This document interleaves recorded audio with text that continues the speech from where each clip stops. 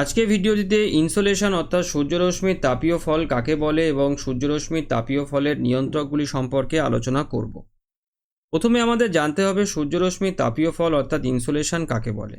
তো ইংরেজিতে incoming solar radiation থেকে ইনসোলেশন শব্দের উৎপত্তি, যার বাংলা অর্থ এই আগত সৌর বিকিরণ বা সূর্যরশ্মির তাপীয় ফল।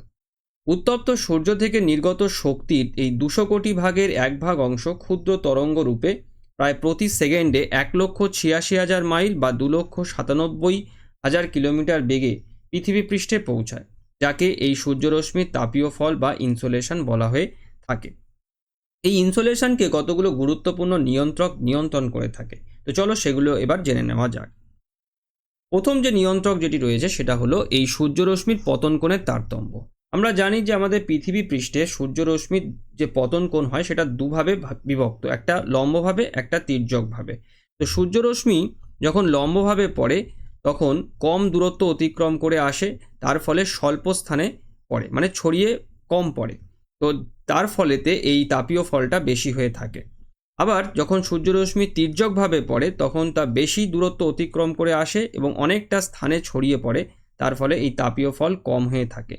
অর্থাৎ সূর্যরশ্মি যখন ভূপৃষ্ঠে লম্বভাবে পড়বে তখন তাপীয় ফল বেশি হবে, আবার সূর্যরশ্মি যখন ভূপৃষ্ঠে তির্যকভাবে পড়বে তখন তাপীয় ফল কম হবে।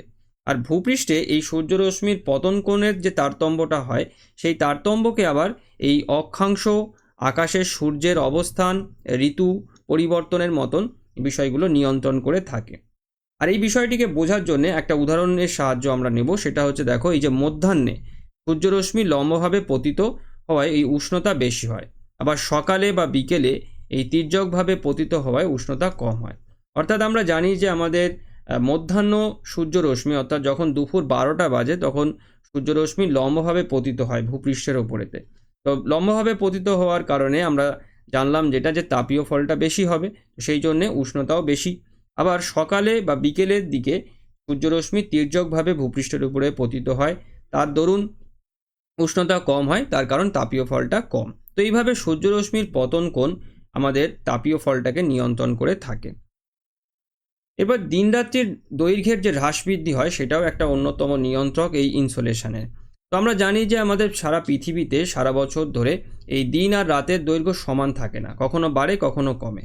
অর্থাৎ দিনের দৈর্ঘ্য যত বড় হয় সূর্যরশ্মির তাপীয় ফল তত বেশি হয়, আবার দিনের দৈর্ঘ্য যত ছোট হয় তত তাপীয় ফল কম হয়ে থাকে। যেমন দেখো, এই শীতকালের তুলনায় গ্রীষ্মকালে দিন বড় হওয়ায় উষ্ণতা বেশি হয়। তার কারণ হলো এই গ্রীষ্মকালেতে দিন বড় জন্যে বেশিক্ষণ সময় ধরে সূর্যের তাপটা ভূপৃষ্ঠেতে আসে, সেই কারণে তাপীয় ফল বেশি, তাই উষ্ণতাও বেশি। আবার শীতকালে দিনের দৈর্ঘ্য কম থাকার কারণে সূর্যরশ্মি ভূপৃষ্ঠে সূর্যরশ্মি কম সময় ধরে পায়, যে কারণে তাপীয় ফলটা কম, তাই শীতলতা অনুভূত হয়ে থাকে। তো এইভাবে দিনের দৈর্ঘ্য, দিন আর রাতের দৈর্ঘ্য সূর্যরশ্মির তাপীয় ফলকে নিয়ন্ত্রণ করে। 3 নম্বর যে নিয়ন্ত্রক সেটা হলো সৌর কলঙ্ক। অর্থাৎ সূর্যপৃষ্ঠে এই বিস্ফোরণের তারতম্যের ফলে সৌর কিরণের পার্থক্য ঘটে। বিজ্ঞানীদের মতে এই সৌর কলঙ্কের বিস্ফোরণের সংখ্যা বৃদ্ধি পেলে বিকিরিত তাপের পরিমাণ বৃদ্ধি পায়। আর প্রতি 11 বছর অন্তর এই সৌর কলঙ্কের যে হ্রাস বৃদ্ধি ঘটে তা এই পৃথিবীতে যে তাপশক্তিটা আসে সূর্য থেকে অর্থাৎ ইনসোলেশনেরও তারতম্য ঘটিয়ে থাকে।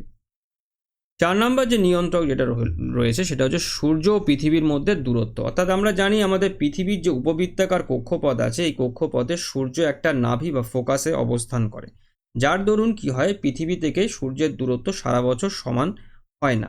সেই অপসর আর অনুসূর যে অবস্থান আমরা পড়েছি সেইটা। অর্থাৎ যখন দূরত্ব হ্রাস পায়, অর্থাৎ যখন অনুসূর অবস্থান যখন হয় তখন সূর্য আর পৃথিবী কাছাকাছি চলে আসে, তখন তাপীয় ফলটা বেশি হয়। আবার যখন অপসূর অবস্থান হয়, অর্থাৎ যখন দূরত্ব বৃদ্ধি পায়, সূর্য আর পৃথিবী যখন দূরে চলে পরস্পরের থেকে অনেক দূরে অবস্থান করে, তখন তাপীয় ফলটা কম হয়। এইভাবে পৃথিবী ও সূর্যের মধ্যে যে দূরত্ব, যে পার্থক্যটা যেটা সারা বছর ধরে পরিলক্ষিত হয়, তার দরুন এই সূর্যরশ্মির তাপীয় ফলে তারতম্য হয়ে থাকে।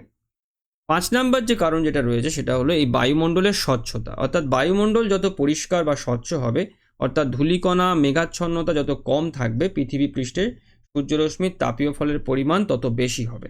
তার কারণ এই ধূলিকণা, মেঘ প্রভৃতি বেশি থাকলে তা থেকে আগত সূর্যরশ্মি প্রতিফলিত হয়ে পুনরায় মহাশূন্যে ফিরে যায়, তো যার কারণে তাপীয় ফলটা কম হয়ে থাকে।